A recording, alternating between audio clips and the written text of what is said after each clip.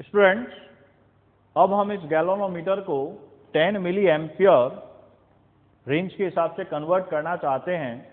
तो हमने calculation part में देखा था कि अगर हम इसे 10 मिली एम्पियर में कन्वर्ट करना चाहें तो हमारे पास रिक्वायर्ड शंट का वैल्यू 6.38 ओम होना चाहिए।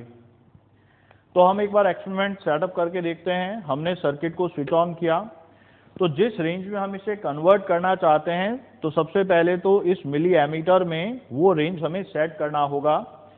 तो यहाँ पर अभी ये 30 मिली एम्पियर के आगे चल रहा है, तो इसे हम एडजस्ट करके 10 मिली एम्पियर पे लाएंगे और उसके लिए हम रियोस्टेट को चेंज करेंगे। तो देखिए यहाँ पर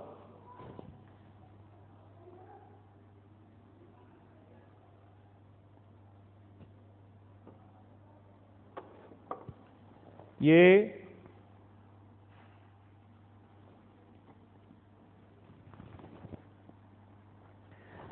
हमारे पास में करंट अब सर्किट में लगभग 10 मिली एम्पियर है, जैसा हम यहाँ पे देख पा रहे हैं। अब हमें इस रेजिस्टेंस बॉक्स में से इतना रेजिस्टेंस निकालना है कि यहाँ पर फुल स्केल डिफ्लेक्शन आ जाए। तो हमारी रिक्वायर्ड वैल्यू 6.38 थी, तो हमने पहले इसमें 5 ओम निकाला। देखिए फुल स्केल डिफ्लेक्शन नहीं आ रहा है। लगभग 6 ओम निकाला, अभी भी नहीं आ रहा है। तो हमें 7 ओम लाते ही ये फुल स्केल डिफ्लेक्शन को क्रॉस कर जाना चाहिए। देखिए 7 ओम पर ये फुल स्केल डिफ्लेक्शन को क्रॉस कर गया। इट मींस रिक्वायर्ड शंट जो है वो 6 ओम और 7 ओम के बीच में है। अगर ये डैसी रेजिस्टेंस बॉक्स होता तो हम लगभग 6.4 पे करके इसका फुल स्केल डिफ्लेक्शन 30 पर सेट कर सकते थे। अब हम इसका एक अरेंजमेंट और देखते हैं जो इस वायर की मदद से देखेंगे।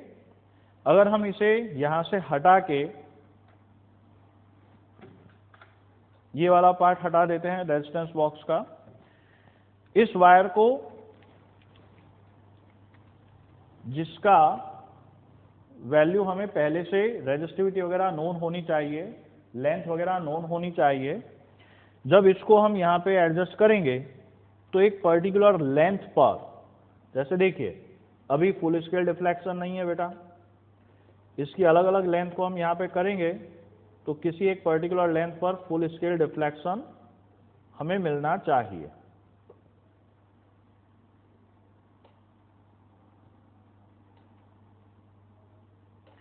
तो वायर की वो लेंथ जिस पर हमें इसका फुल स्केल डिफ्लेक्शन मिलेगा, उस लेंथ को अगर हम मेजर करेंगे इसकी रेजिस्टिविटी को देखते हुए तो हमारे पास में ये एग्जैक्ट 6.38 ओम आएगा। इसी का हम एक दूसरा अरेंजमेंट देखते हैं। हम इसे required range 30 milli ampere per convert करना चाहें तो हमारे पास शंट का वैल्यू लगभग 2.4 ओम होना चाहिए। इस एक्सपेरिमेंट में हमें ऑब्जर्वेशन टेबल या उस तरह का नहीं है, इसमें केवल एक रीडिंग आएगा। अगर एक रेंज में कन्वर्ट करना है तो एक रीडिंग सफिशिएंट होगा। हम इसे 30 मिली एम्पियर पे कन्वर्ट करना चाहते हैं तो सबसे पहले रियोस्टेट की मदद से इस एमीटर में हमें 30 मिली एम्पियर करंट लाना होगा। तो हमने सर्किट में पहले से ही 30 मिली एम्पियर करंट फ्लो करवा दिया। अब इस रेजिस्टेंस बॉक्स में से 2 और 3 ओम के बीच में फुल स्केल डिफ्लेक्शन आना चाहिए। हमने पहले 1 ओम निकाल के देखा बेटा, डिफ्लेक्शन फुल नहीं हुआ है। अब 2 ओम निकाल के देखा तो डिफ्लेक्शन देखिए फुल स्केल नहीं है, ठीक है, लेकिन फुल स्केल के काफी नियर अबाउट है। तो हमारा कैलकुलेशन हमें 2.04 ओम कह रहा था। अब हमने 3 ओम निकाला तो ये फुल स्केल डिफ्लेक्शन को क्रॉस कर गया।